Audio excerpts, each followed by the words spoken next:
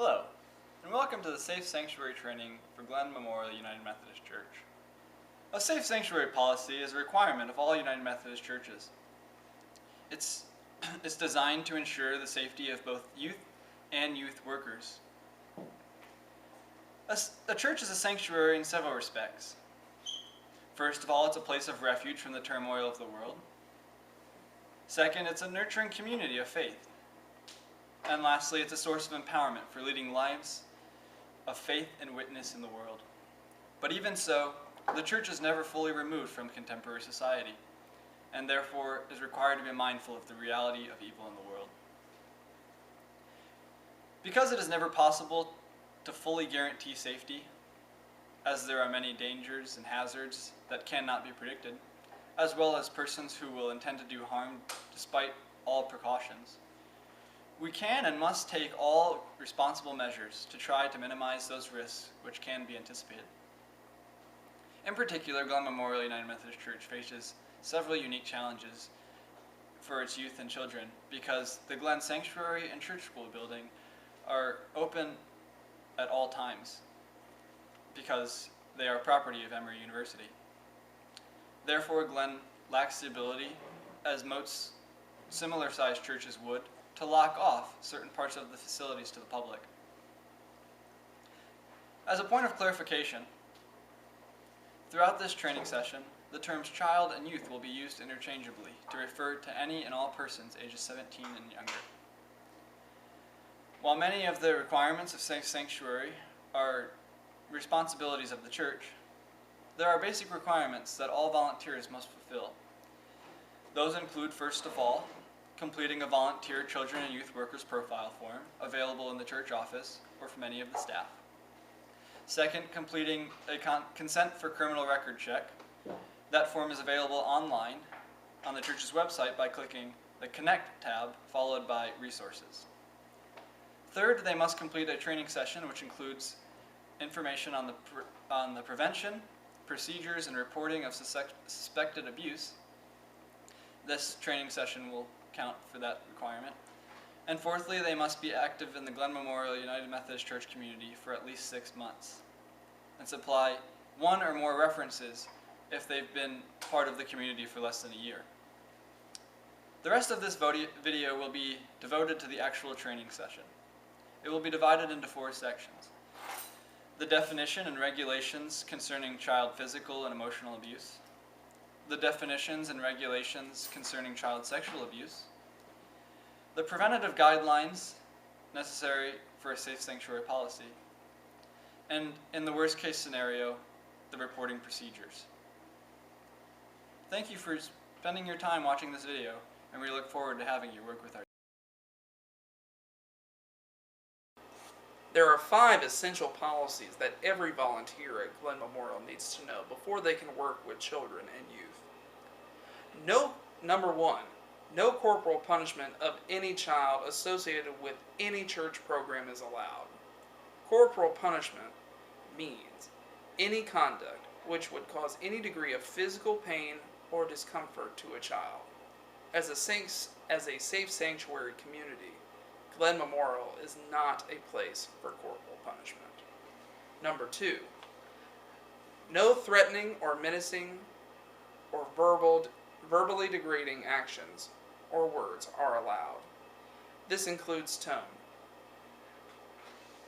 Words and actions used in such a way to cause reasonable apprehension of physical pain, discomfort, or mental/emotional anguish on the part of a child. Remember, the way we say something really matters. Third, no conduct is permitted which would knowingly expose a child to physical pain or emotional discomfort or any type of endangerment. The only exception to this policy is programs such as a hike or other physical activities in which regular physical exertion is required.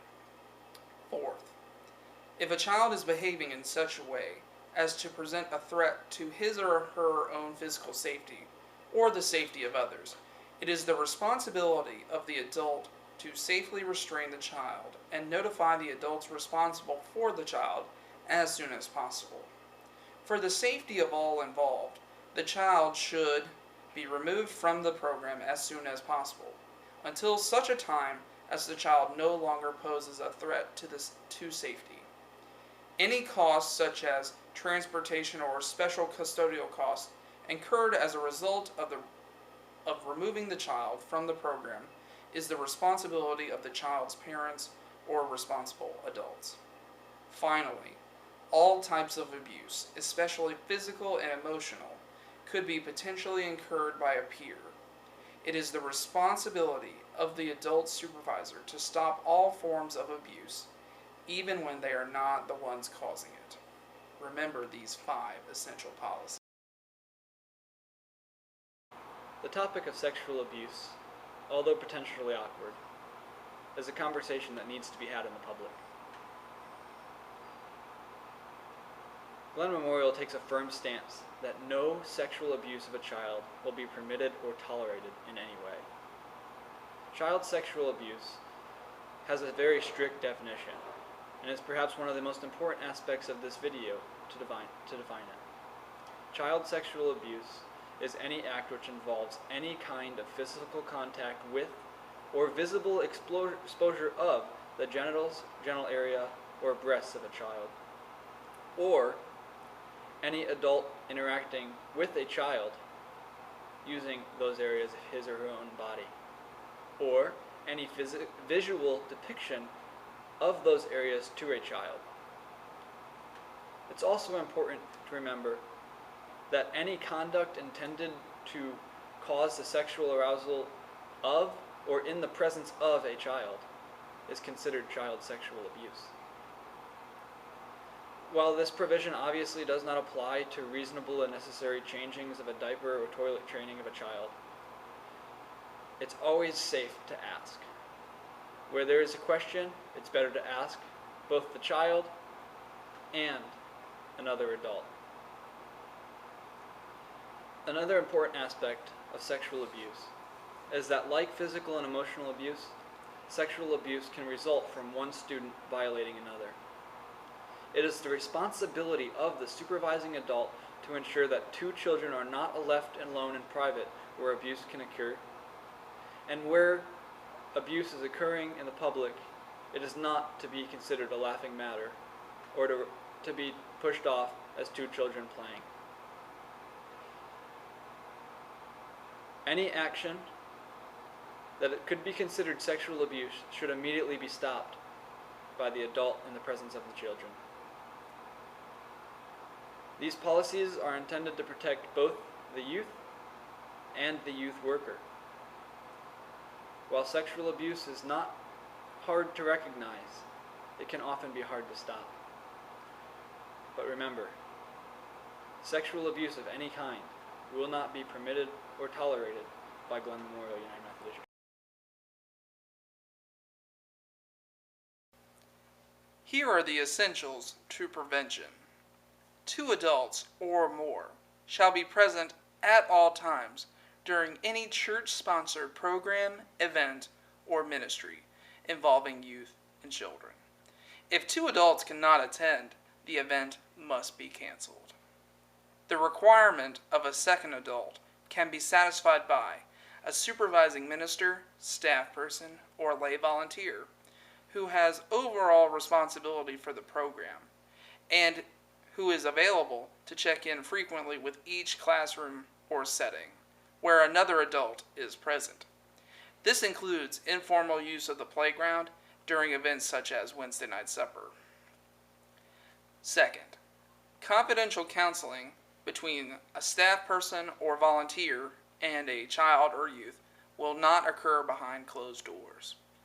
During such a counseling session, another adult will be present in the room or in the adjacent room, who is aware of that counseling session being in progress and who could hear and respond in the event of an outcry.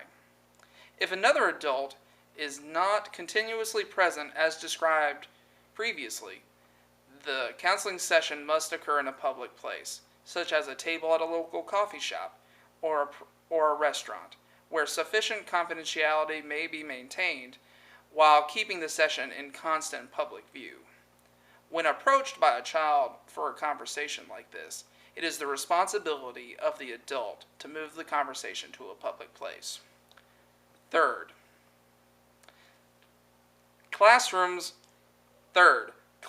doors will have windows, or doors will be left ajar when children and or youth are present in the room. Fourth, unauthorized persons will not be allowed to remain with children or youth groups.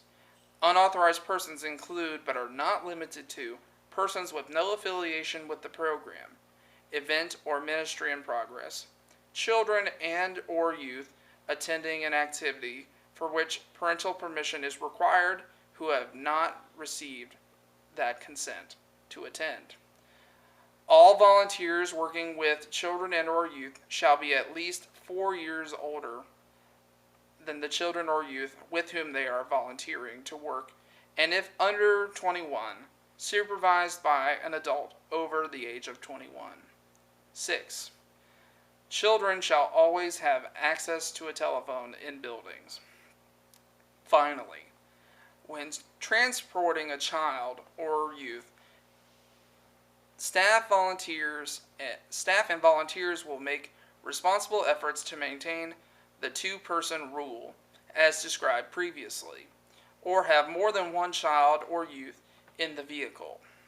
When it is impractical to have two adults present, the adult should seek parental permission to transport the child or youth. Such permission may be given in advance or may be ongoing, such as permission to transport a youth to school after a Thursday morning youth breakfast. Susan, I was wondering if I could ask you some questions about reporting procedures. Of course, David. So in the event of an accident, say I'm in the YAB and somebody's playing basketball or skating and happens to get hurt, and there's an emergency. Should I call 911 or call you first? Well, David, in an emergency, always call 911. There should be plenty of adults around because you always have at least 2 adults or more. And so have one person stay with the child or youth or whoever's hurt and the other person call 911. And we're right here on the Emory campus so that EMS services will come immediately. But then please call either the youth minister, the children's minister, or the pastor on call because we need to know immediately for our reporting purposes and to support the families. Is there anything else I need to do after I've contacted you? Of course, you always fill out paperwork, David. What kind of paperwork would I fill out in this situation? For this situation, you would fill out an accident report form. Sometimes, especially with younger children, we'll have what we call an incident report. So that might be where one child pushes another on the playground, and there's not really a full accident, but it would be an incident that we report to the families, to the parents, and we fill out a form to have it on file of an incident. That can also involve a verbal altercation between 2 children that we need to report as an incident, or an interaction between adults that might endanger the safety of children or just seems a little bit uncomfortable. Any of that can be considered an incident. Okay. Now, what if there was suspected physical abuse or sexual abuse? Then what would I do in that situation? Right. In cases where there are things that make you feel that that you're suspecting child abuse in any sort of way, neglect or physical or sexual abuse, then we always have you to report directly to the pastor on call, whether it's the children's pastor if you're working in children's ministry, the youth pastor, or the senior pastor. If we are unavailable for some reason and it's not an imminent danger where you're calling 911, you, of course, are a mandated reporter by the state of Georgia and can call the confidential reporting line to the Department of Family and Children's Services. But the chain of command, if you will, is to report that to one of us pastors, and we will report it to the Department of Family and Children's Services if we deem that there is an actual suspected abuse involved. If not, then, well, in both cases, we would, of course, provide pastoral care and support to the families, the people involved, including referrals for counseling and support for whatever issues they are facing. Thanks a lot, Susan. And that, ladies and gentlemen, is the end of our training. Thank you. at all times. Always fill out paperwork, always fill out paperwork. Keep our kids safe, keep